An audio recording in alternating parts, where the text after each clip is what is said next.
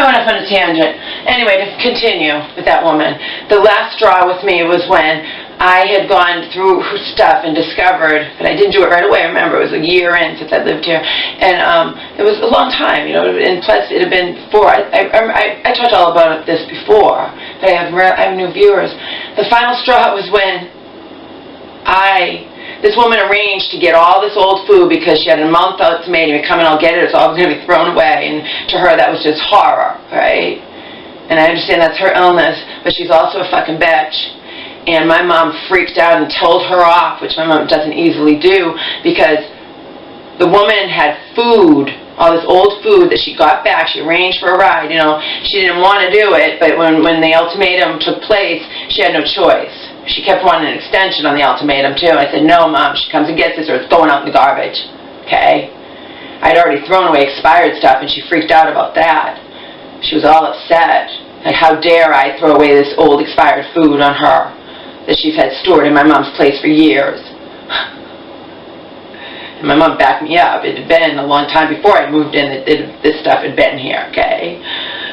But I wasn't going to throw away the non-expired food. Or the cans and stuff, cans of tuna, whatever, they're fine, they'll last forever, whatever, okay? I threw away stuff that was expired, that was like macaroni or stuff that was open. She freaked out, and then she got all her stuff back and had the nerve to call up my mom and say, I found one of my rings in this food. Was your daughter, like, accusing me of taking stuff or whatever when I wouldn't touch any of her stuff? Remember, there was like 100 watches, there was all stuff she orders from the home shopping channel, and then she has no money and begs for money from people, okay? Let's just get that straight. I have a reason to not like this woman. She's a fucking user, and I see no benefit to the friendship. And my mom doesn't even, she like doesn't want, you know what I mean? I see no benefit, okay? And my mom will have these people out of her lives, both of them, but then she'll have them in her lives somewhat, or if she gets sick and she just feels like she has no friends. But who she's out with now is a good friend. You know, it's not a best friend. It's not like a buddy, no. If you want to be truthful, Selena's the one that became friends with my mom through me, but she's really a true friend of my mom. She really will be there and talk to her and hear her cry and talk to her in the mental hospital and all the crap, okay? But church woman and this woman now, I mean, they're decent. And the same with the woman down the street who at least told me where my mom was when even the church woman wouldn't. Defy auntie, okay? So this woman, and I heard my mom and I freaked out. I was already upset with this woman about the old food and the packages piling up, and that was the final straw. My daughter's not a thief. Don't you call Laura a thief. She was accusing me. Her old crap had been here for years. And now a ring was mixed up in the food, so I must have been finagling around with her 100 watches or 100 rings or whatever, and I kid you not, there was like 50 in a box of the same identical thing. I didn't open them, but you could see from the outside, their little package, and that's a sickness. She spends all her money on that, okay? It's a sickness. She can't afford an apartment because she pays for 3 storage units. A sickness. Don't enable her, Mom. You're doing her a favor. So now she has moved all of her crap into the place of the lonely woman who I can't stand for other reasons, different kinds of reasons, who I've talked about both of them out here, and I don't care, because dead auntie couldn't stand them, live auntie can't stand them, and you say, well, how is that proof? It at least backs me up that I'm not just being a bitch and not liking my mom's friends, right? I bet live auntie hates that I call her live auntie. Yeah, well, I hate that you're watching my videos and would think you're so rich and powerful and own all these houses and selling them for $1 million or whatever. I don't think my mom's really right about that, but you know what I mean. It is a good market if she's selling things she owns, and I don't think, like Selena said, she should have something better to do than even be watching your fucking videos. But anyway, I don't care. Dead auntie couldn't stand these 2 friends, I use that word so lightly, of my mom's. Live auntie couldn't stand them. I've met the woman in the nursing home. I've gone to my mom wants to see her again, actually, and I said, you can't go alone. Oh my God. It was hard enough when I went with you a couple of times. You nearly fell backwards on the train if I hadn't been like a mom and instinctively had my hand up ahead of time, even though I told you, hold on to the bar, don't let go of it. It's a zoo in here. And the minute it starts to go, she lets go of the bar. I already told you this story, but luckily I had my hand up like a mother, like you guys' parents would do with your kids. I had it up there, And then she looks, you saved me, Laura. But I told you to hold on to the bar, didn't I? And you let go in the minute the train is moving. I mean, but no, I would never want her, I know going with her, I would never want her to go alone. And she, you know, when she was sick before, she insisted on going alone. And I'm not a baby, I don't care, you're not going alone, I'm going with you. But that's a better friend, even the one in the nursing home, than these two. So they deserve each other. You know, they're living together now.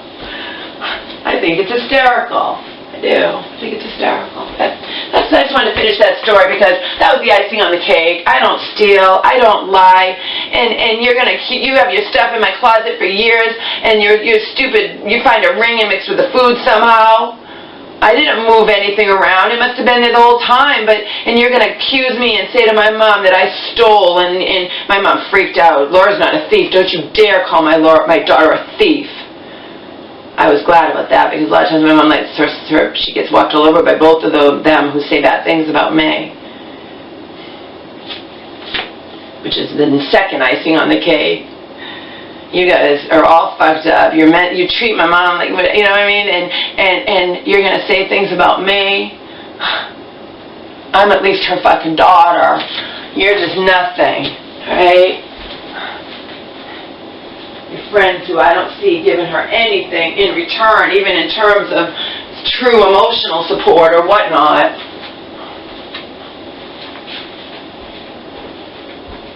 I don't even consider you friends. I consider you, my mom feels like she has no friends and has to put up with shit to have friends. Like I've said, I'd prefer to have no friends than have that. Not worth it. Joe says the same thing. Most people, he can't even have a conversation with people just because he supports Trump. He's like pure evil in their eyes. I mean, it's sickening. You can't have a debate. You can't have a conversation. You support Trump, that's it. To some people, you're just pure evil.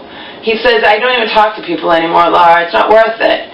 They freak out. One time he said he thought one of his coworkers who was overweight, and he was just talking to him, they were just having a regular conversation, and the guy was turning redder and redder and redder, and he told me he thought the guy, this was years ago, different job, he thought the guy was going to explode, like he was going to have a heart attack, literally, because he couldn't deal with Joe disagreeing with him.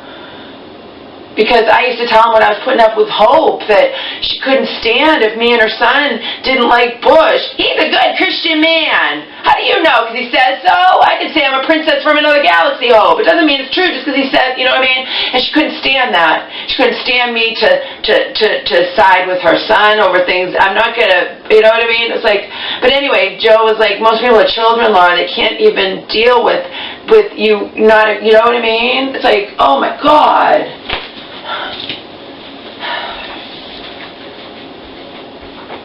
It's not worth it. It's not worth it. It's not. Joe and I don't agree on everything, not even remotely, but we respect each other's beliefs, and I'm not going to insult him, even if he thinks he saw a ghost or something, or aliens or anything else. I listen, and I wasn't there. I can't prove that, he believes what he believes, and that's it.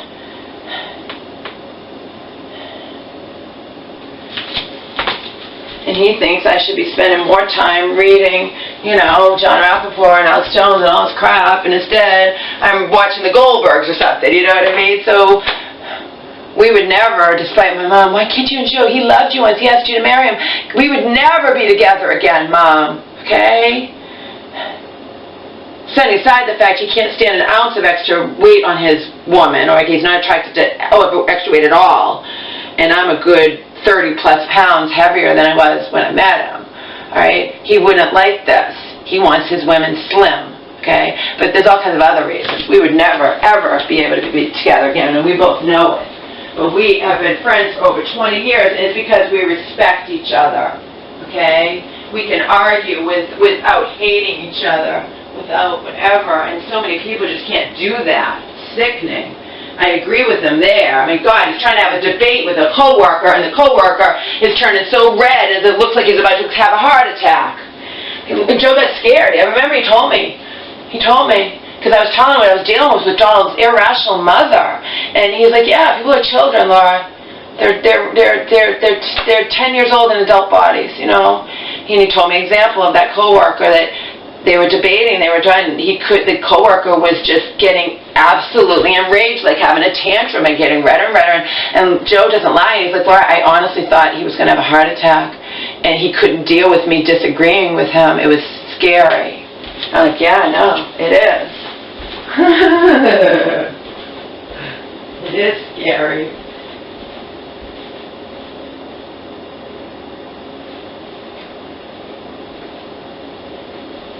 I don't insult Joe no matter what he says to me.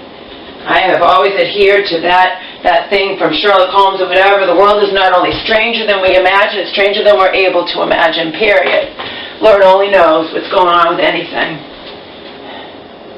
Joe even said one time when my mom just gets sick out of the blue and there's no predicting it, there's no rhyme or reason, you just don't know. How do you know there's not a demon like just fucking with you, Laura? Trying to fuck with you just to drive you insane. And you don't know. That's what Joe said to me. You're right, how do I know? He believes, he watches David Lynch and all that, and the unseen is always influencing the seen, and Joe believes in all of that. All of it. Okay? Who am I to say he's wrong? Who am I to scoff? Who am I to laugh at him, right? I have no idea. Well, I know the Christians are right, and there really is a hell, and we're all going to go burn in hell. But I can't force myself to believe that, so there's nothing I can do. I'm not going to live my life believing I'm going to go burn in hell. And I also think that that's not a real God if that happens, you see. That's period. So I wouldn't want to, I used to say that, even way back in college, I wouldn't want to be with a God that cruel who would, based on this puny lifetime, because you guys also know I believe in reincarnation, because it's the fairest thing to me in the universe compared to every other thing, and it makes the most sense to me. And Joe's come full circle. He believes in reincarnation. He believes in a bunch of other shit too, but he believes in reincarnation now, and he was adamant that back when he was a witness that was the truth. And they at least don't believe in hell, so I loved that. Hey, you're not going to throw me in hell. I don't care if I don't exist.